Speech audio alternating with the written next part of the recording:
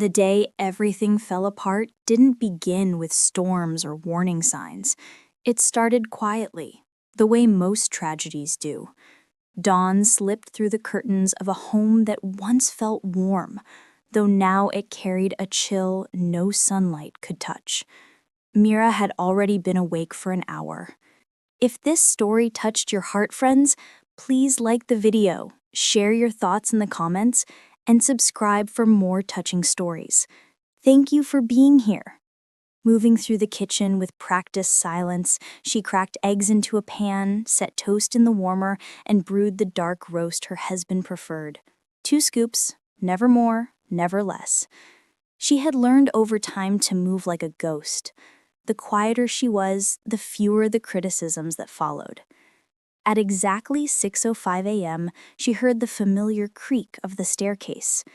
Darius descended dressed in a crisp shirt that still held the scent of ironing starch. He didn't look at her, not even once, as she set his steaming mug in front of him. "Coffee's strong," he muttered, tasting a sip without bothering to hide his displeasure. "I'll adjust it tomorrow," Mira said softly, hands clasped to steady her nerves. He didn't answer. Instead, he scrolled through his phone while absent-mindedly pushing the breakfast she made around the plate. Mira remained standing near the table, waiting in case he needed anything. In their home, she existed as an accessory, useful only when convenient. The silence clung to the walls. Once upon a time, breakfast had been their favorite hour of the day. They would talk, laugh, dream about the future. But those memories felt like someone else's life, one she had watched through a window rather than lived. "Is Leela up?" Darius asked. "Yes, she's brushing her hair. She'll be down in a minute," Mira replied. As if on cue, the sound of small feet patted down the stairs. 7-year-old Leela appeared in her neatly pressed school uniform, bright-eyed and smiling, a radiant spark in a house that had dimmed for far too long. "Good morning, Mommy. Good morning, Daddy," she chirped, before kissing Mira's cheek. Darius set his phone aside long enough to smile at their daughter, a real smile, one he never offered Mira anymore. "Good morning, sweetheart. Eat quickly. I'll drive you today." Leela's face lit up. "Really? You haven't in a long time." Mira exhaled quietly. Leela adored any scrap of attention her father gave, and Mira was grateful Darius still tried, at least for their daughter's sake, even if his warmth seemed reserved only for one of them. After breakfast, Darius rose instantly, grabbed his work bag, pressed a quick kiss to Leela's forehead, and headed out. He passed Mira without acknowledgement, as though she were part of the furniture. When the door shut and the rumble of his car faded, the house felt suffocatingly large again. Mira spent her morning the way she always did, cleaning, sorting laundry, wiping counters, work that never ended, work no one saw or valued. She told herself if she tried harder, maybe the old Darius would show up again, the one who held her hand just because, the one who used to laugh with her, not at her. But by noon, life delivered a blow she could never have prepared for. A courier arrived with a thick envelope from a law office. Inside, a petition for divorce. Pages upon pages filled with accusations, neglect, irresponsibility, emotional instability, and worst of all, a demand for full custody of Leela. Mira's breath shattered, her world tilted. Every step she had taken, every sacrifice she had made, had been rewritten as failure. And she had no idea the nightmare was only beginning.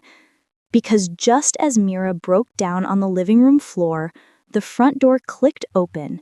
Darius stood there, looking at the papers in her shaking hands, and the cold smile on his face revealed this betrayal had been planned far longer than she ever suspected. The papers slid from Mira's trembling hands, scattering across the hardwood like fallen leaves. She barely had time to breathe before the front door opened again. Darius stepped inside earlier than usual, loosening his tie as if returning from any ordinary workday. But when his eyes dropped to the documents on the floor, something unsettling flickered across his face. Not surprise, satisfaction. "So," he said calmly, shutting the door behind him, "you've seen it." Mira pushed herself to her knees, her breath unsteady. "Darius, what is this? A divorce? Full custody? You're accusing me of being unfit?" "Yes," he answered plainly, as if reading from a script. "True," her heart stung. "True? I've given everything to this family. I gave up my job because you said Leela needed stability. I run this home alone. How can you say I failed?"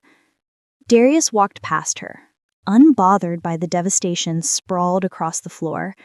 He went straight to the kitchen, poured himself a glass of water, and finally looked at her with an expression so cold it made her flinch.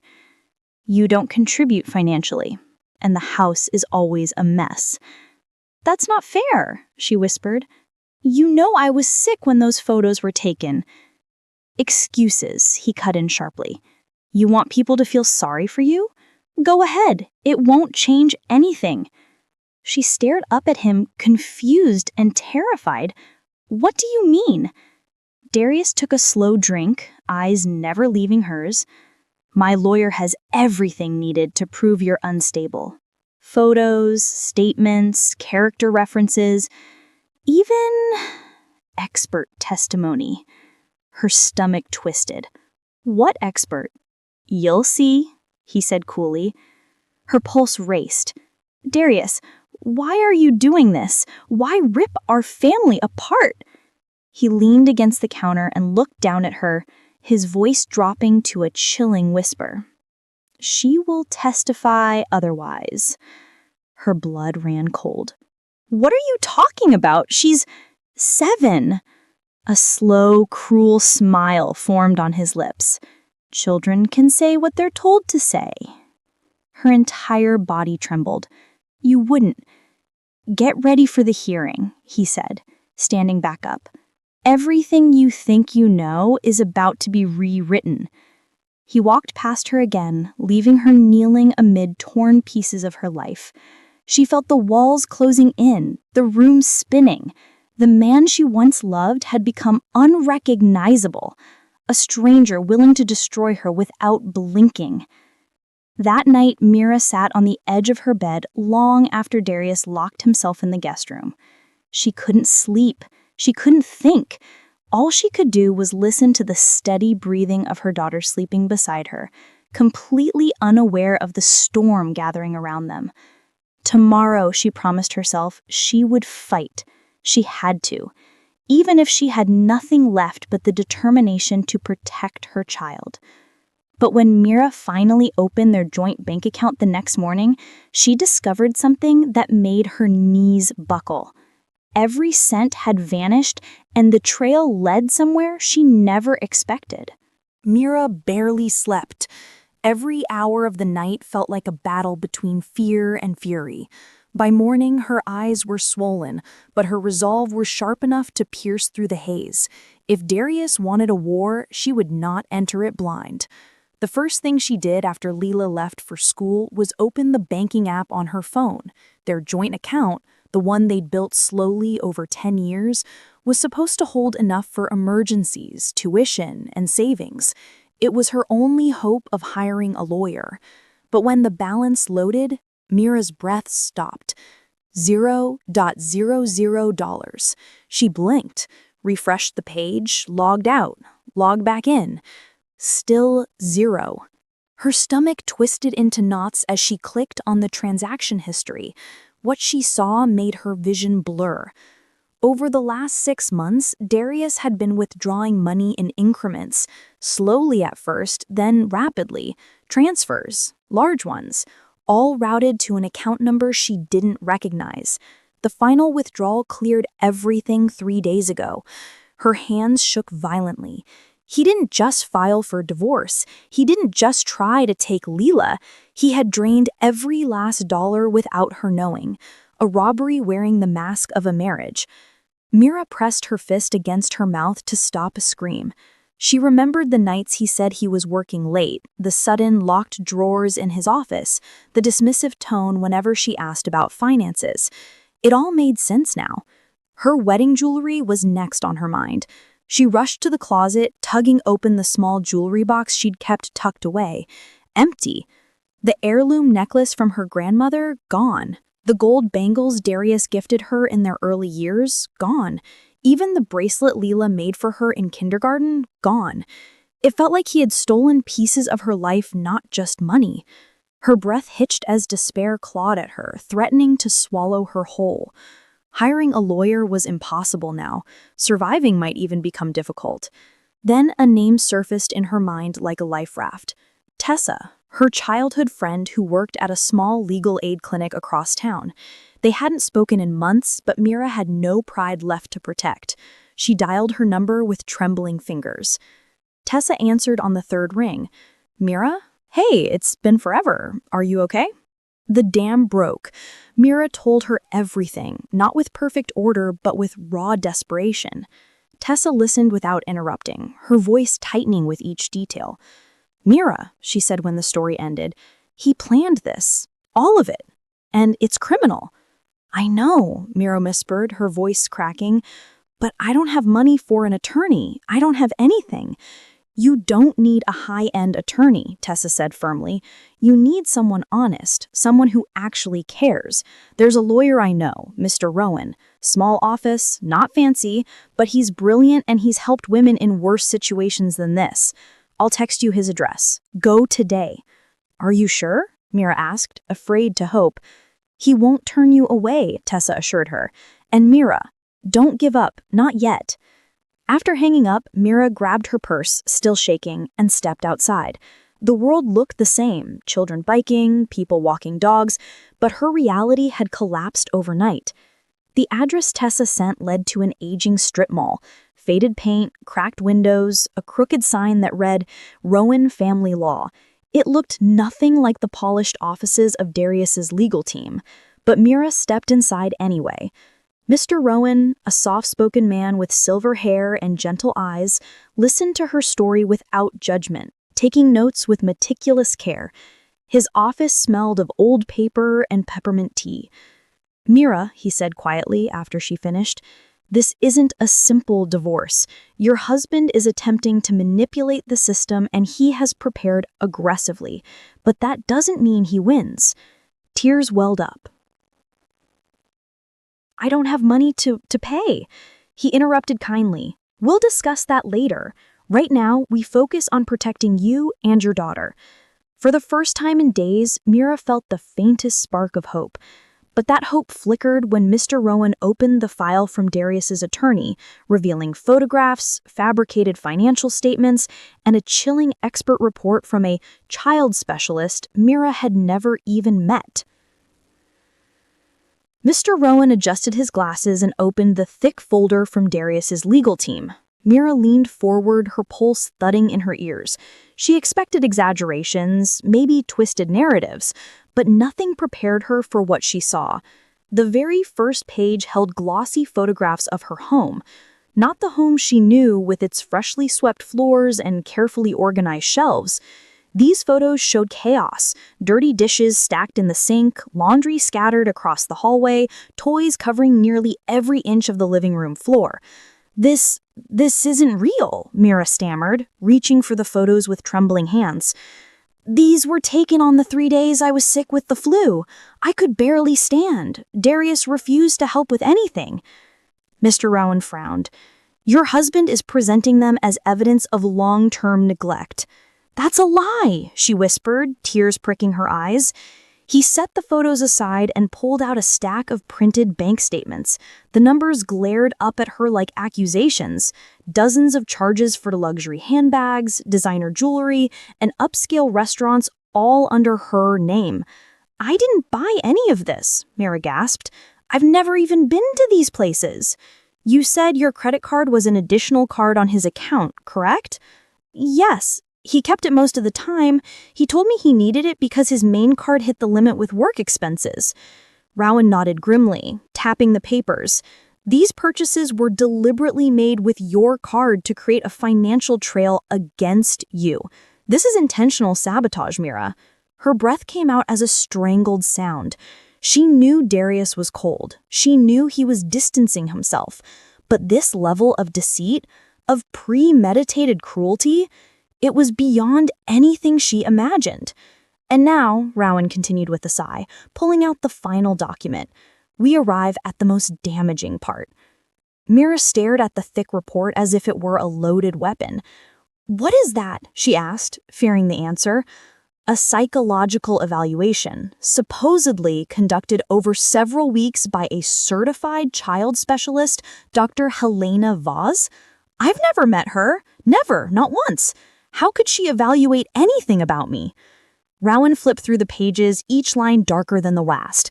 According to her report, she observed you and your daughter in public places, parks, the school pickup area, stores. She claims to have witnessed you displaying emotional instability, inconsistent behavior, and episodes of panic around your daughter. That's not true, she cried. If I ever raised my voice or panicked, it was because I was afraid Leela might get hurt. What mother doesn't react when their child runs toward danger? Rowan nodded, but his expression remained troubled. Her language is clinical and convincing. She describes you as volatile, overwhelmed, and psychologically unfit for primary custody. Volatile? Mira whispered, stunned. Overwhelmed? He slid the report to her and her eyes glazed over the bolded conclusion. Recommendation, full custody to the father for the child's emotional well-being. Mira's chest tightened so sharply she had to grip the arm of the chair to stay steady. She's lying, Mira said through clenched teeth. This woman doesn't know me. She doesn't know us. Rowan folded his hands thoughtfully. The report is polished, too polished. It reads like someone coached her on exactly what the court would want to see. You think Darius is involved? Mira asked. I think, Rowan said slowly, that this woman didn't just magically observe you. Someone hired her, someone guided her, and someone benefited from her conclusions. Mira's stomach twisted. She remembered the unfamiliar perfume on Darius's shirt, the late nights, the sudden secrecy. Pieces of a darker truth began to fall into place. Rowan closed the file with a heavy sigh. We can fight this, but it won't be easy. His case is built on layers of lies that appear convincing on the surface. Mira wiped her cheeks, breath trembling. I'll fight anyway. I have to. Rowan nodded. Then prepare yourself, because things are going to get worse before they get better. And worse came faster than Mira expected, because that night, Darius walked through the front door with a gift for Leela, and a cruel message hidden underneath the wrapping paper. That evening, Mira waited anxiously for Darius and Leela to return from school. She had baked Leela's favorite vanilla cupcakes, something small to distract herself from the terror clawing at her heart. But with every passing minute, her nerves tightened. By 6 o'clock, there was still no sign of them. By 7, her chest ached from worry. By 8, her hands trembled so badly she could barely hold her phone. She dialed Darius repeatedly, but each call went straight to voicemail. She finally rang the school only to hear the words that made her legs falter. Leela was picked up by her father this afternoon. Picked up without telling her. By 9 o'clock, Mira nearly collapsed when the front door finally opened. Leela burst inside laughing, her arms full of colorful bags from some amusement park. Darius followed behind her, looking relaxed, smug even. Mommy! Leela squealed before Mira could utter a word. Daddy took me to Skyline Adventure Park. We rode the big carousel and got ice cream twice. That's wonderful, sweetheart, Mira said, forcing a smile as she crouched down to hug her daughter. Beneath her relief, anger simmered so hot she could barely speak. Why didn't Daddy tell me he was taking you? She skipped toward the living room, completely oblivious to the tension thickening the air. Mira's smile dropped the moment her daughter's back was turned. Darius, she hissed under her breath. "You should have called. You scared me half to death." He shrugged off his jacket casually. "It was a spontaneous trip. You had her for 5 hours without telling me." He leaned in with mocking calm. "So? She's my child too. Or have you forgotten?" Mir's throat tightened. "That's not what this is about. I'm her mother. You should have told me where you were.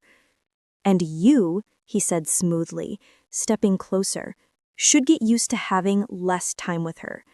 That's what will happen soon enough." Her breath caught. "You're already poisoning her mind, aren't you?" He raised a brow. "Poisoning? Please, I'm just giving her a life you never could." Mira's eyes flicked to his shirt, and something made her freeze. A scent. Faint, but unmistakable. Floral, sweet, and unfamiliar. It wasn't hers. It wasn't his cologne. It belonged to someone else. Her stomach dropped. "Who was with you?" she whispered.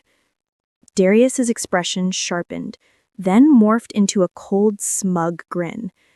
He leaned close enough for her to smell the perfume more clearly.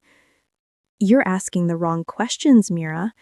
The only thing you should be asking is how you plan to explain to the judge why your daughter prefers living with me." Her heart stuttered. "She doesn't." "Oh, but she will," he cut in. "Kids adapt quickly when they're given the right incentives." As if on cue, Leila came skipping back into the room, holding a neatly wrapped box with a glittery bow. "Mommy, look," she said. "Daddy bought me the newest Aurora pad, the one with the magic camera." "That's just for you," Darius told Leila warmly, while keeping his eyes locked cruelly on Mira. "But when you live with me, sweetie, you'll get something new every week." Mira felt her composure crack. She wanted to scream, to tear the smug expression off his face. But she forced herself to breathe. She could not let him provoke her, not when he had already planted lies about her emotional state. Leila went upstairs to set up her new tablet. Darius straightened his sleeves. "You can't win, Mira. Everything is already in place." She stared at him, chilled to her bones. "Why are you doing this?" He stepped backward toward the staircase, his voice low and poisonous. "Because you're in my way." Then he disappeared upstairs, leaving Mira standing alone in the living room, heart splintering with fear. But later that night, as Mira checked on Leila for bed, she found something hidden under her daughter's pillow. An old, cracked tablet, still recording. And what was stored inside would change everything. The house finally fell quiet around 10. Mira stood in the doorway of Leila's room, watching her daughter sleep peacefully, unaware of the storm swirling around her. Darius had locked himself in the guest room, his new habit ever since the divorce papers appeared. Mira didn't know if he was texting his lawyer, that mysterious specialist, or the woman's perfume she'd smelled earlier. But she knew one thing.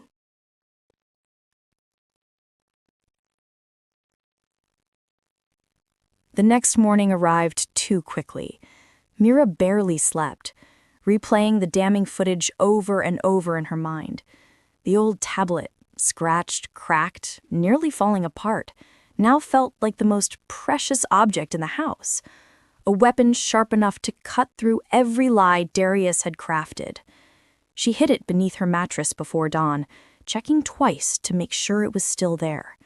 But when she went back to confirm a third time, her breath hitched. The space beneath the mattress was empty. Cold panic surged through her veins. "No, no, no," she whispered, tearing apart the bed. Sheets flew, pillows landed on the floor. She looked under the nightstand, behind the dresser, even under her own shoes. Nothing. the tablet, Lila's evidence, was gone. Her heart pounded so hard she could barely hear her own thoughts. Who took it? Did Darius find it? But how? She'd been with Lila the entire evening. Had he searched her room while she slept? A soft knock sounded on the bedroom door. "Mira?" Darius's voice was calm. Too calm. "We need to talk. The court moved our hearing. It's been rescheduled for this afternoon." Mira froze. Afternoon? That was impossibly soon. He must have pushed for it. That meant he was confident, dangerously confident. He knows. He knows I have something, or he knows I had something. She forced herself to inhale. Then she opened the door. Darius stood there with a mug in his hand, as if he were offering peace, zen-like, serene. It made her skin crawl. The judge had an opening earlier than expected. It's perfect timing, isn't it? We can get this over with. Mira clenched the doorframe to steady herself. "Where's Lila?" "She's in the kitchen eating cereal. Relax, I'm not kidnapping her. Not yet, anyway." His eyes dropped to her trembling hands. "You look nervous. Something on your mind?" The question was too pointed, too deliberate. He knew. Every instinct screamed at her to run, to scream, to fight, anything except let him see the fear in her eyes. Instead, she straightened her spine and looked directly at him. "I'm not afraid of you, Darius," she lied. He chuckled softly. "You should be." Then he walked away, his footsteps slow and taunting. Mira closed the door, her mind spinning. The tablet was gone, but she still remembered every word in that video, every laugh, every plan, every confession. Mr. Rowan needed to know immediately. She grabbed her purse and rushed down the hall. Lila sat at the table swinging her legs, her curls bouncing as she ate her cereal. "Mommy, you okay?" she asked, noticing her mother's pale face. "I'm fine, sweetheart. Stay here. I'll be back in a minute." But as she reached the front door, Darius stepped in her path. "Going somewhere?" he asked lightly. "To get air." "You look like you're going to your lawyer, and that would be inconvenient." Her heart stuttered. "Move."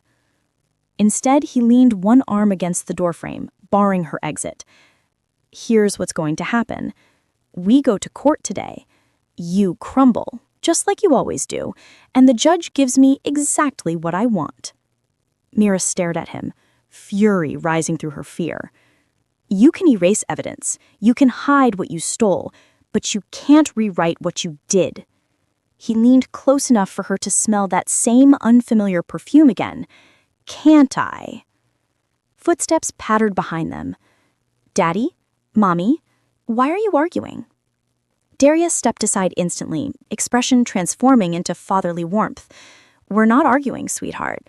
Your mom is just emotional." Mira bit the inside of her cheek so hard she tasted blood. He was performing again. She had hours, maybe less, to find another way to expose him. But how do you fight a man who has already stolen your weapons? Mira didn't know the answer until a small voice whispered to her on the way to court. "Mommy, I hid something else, just in case." The drive to the courthouse felt like a slow descent into darkness. Darius insisted they take one car, to show unity, though Mira suspected it was really so she couldn't slip away to Rowan beforehand. Lila sat in the back seat, swinging her legs nervously, glancing between her parents as if she sensed the tension tightening like a rope around the car. Mira kept her gaze on the passing streets, frantically trying to think of a plan. The missing tablet haunted her thoughts. Without it, her evidence was gone. Rowan would only have her word against Darius's polished lies and the fabricated psychological report. An impossible battle. She felt the edge of despair creeping in, until a tiny voice broke through. "Mummy?" Lila whispered. Mira turned slightly in her seat. "Yes, sweetheart?" Lila leaned forward, lowering her voice as if afraid the car itself might tell on her. "I knew Daddy was being sneaky, so I saved another video. I didn't put it on the broken tablet. I put it somewhere else. A chill ran through Mira's entire body. What do you mean somewhere else? She whispered urgently. Lila hesitated, then reached into her jacket pocket and pulled out a small pink object, a tiny plastic charm shaped like a heart. It looked like a toy, but when she unclicked the top, Mira's eyes widened. Inside was a miniature memory card, a hidden one, something Darius would never have checked. I recorded them again, Lila whispered. The day Daddy took me to the park, that lady was there too. She said mean things about you. Mira felt tears sting her eyes, not from sorrow, but from a sudden burst of fierce, burning hope. You did so good, sweetheart, she whispered, squeezing her daughter's hand. Darius glanced into the rearview mirror. Everything okay back there? Mira straightened instantly. She's fine. Her mind raced.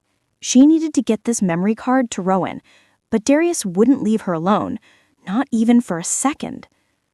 When they reached the courthouse parking lot, Darius opened Mira's door with forced politeness. Let's not make a scene today. The judge is watching. She ignored him. Instead, she bent to tie Lila's shoelace, long enough to whisper, when we get inside, stay close to Mommy. Don't give anything to Daddy. Not a word about the charm, okay? Lila nodded, clutching her small bag protectively. The courthouse loomed above them. Granite, cold, sterile. Darius walked confidently, greeting people like he owned the building. Mira's heart hammered. She needed a way to break away, even for a moment. Just before they reached the doors, she spotted him. Mr. Rowan, standing near the entrance with a folder under his arm, scanning the crowd anxiously. Relief swept through her like a tidal wave. But Darius reached out and gripped her arm gently, his voice low. Stay beside me. Mira forced a trembling smile. Of course. Lila tugged her sleeve. Mommy, I need the bathroom. Darius rolled his eyes. Now? Yes, Mira interjected quickly. We'll meet you inside. Before he could protest, she took Lila's hand and hurried away. They ducked into the hallway near the restrooms, where Rowan appeared seconds later, breathless. Mira, thank God, I thought something happened. Her hands shook as she pulled the tiny charm from Lila's pocket and pressed it into his palm. Rowan, she whispered, voice trembling with urgency, this may be the only proof we have. You need to watch it now. Rowan opened the charm, saw the memory card, and his eyes widened. Where did... No time. Please, if it's what I think it is, it exposes everything. Rowan closed his fingers around it, face grave. Stay here. Do not let him out of your sight. I'll be back in minutes. He rushed to the evidence room. Mira exhaled shakily and hugged Lila tight. This wasn't over. Not by a long shot. Minutes later, Rowan returned, ashen, stunned, and whispered, Mira, the footage changes everything. But Darius just filed an emergency motion that could take Lila from you today. Rowan's expression alone told Mira everything before he even spoke. His usually calm, steady features were tight with urgency, his breath unsteady as if he had run the entire length of the courthouse. Mira, he whispered, glancing over his shoulder to ensure no one was within earshot. The footage, it's undeniable. It shows Darius coaching Helena. It shows him bribing her. It shows intent to commit custody fraud. It is more powerful than anything we could have hoped for. Hope flared in Mira's chest, but it lasted only a heartbeat. However, Rowan continued grimly, Darius filed an emergency ex parte motion 10 minutes ago. He's claiming Lila is unsafe with you. If the judge grants it, they could remove her from your custody today. Mira felt her legs go weak. He's trying to take her right now, before any evidence is shown? That's exactly why he filed now, Rowan said. He's trying to blindside the court before we can present the recordings. Her pulse thundered through her ears. She clutched Lila closer, feeling her daughter's small arms wrap instinctively around her waist. Mommy, she whispered, are they going to take me away? No, Mira said instantly, kneeling down and holding her daughter's face. No, sweetheart, I won't let that happen. Rowan placed a steadying hand on Mira's shoulder. Listen carefully. We have one chance, one shot to get the judge to listen before the motion is finalized. We need to be composed, factual, and absolutely unshakable. Darius is counting on you to panic or snap. Do not give him what he wants. Mira nodded, drawing a slow, steady breath. She could still feel fear clawing at her insides, but beneath it, something stronger was rising. Resolve. They entered the courtroom moments later.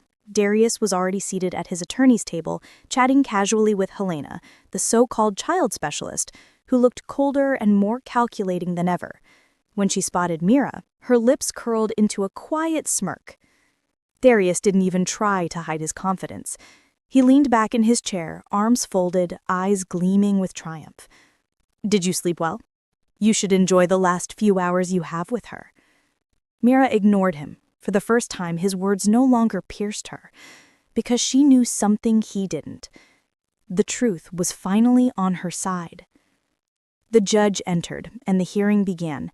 Darius's attorney launched into a dramatic speech, painting Mira as unstable, neglectful, unfit. He waved photos, he cited fake purchases, he referenced Helena's manufactured report. Every detail was polished, rehearsed, and dripping with poisonous confidence. Mira kept her expression neutral, just as Rowan instructed. Finally, the judge turned toward her.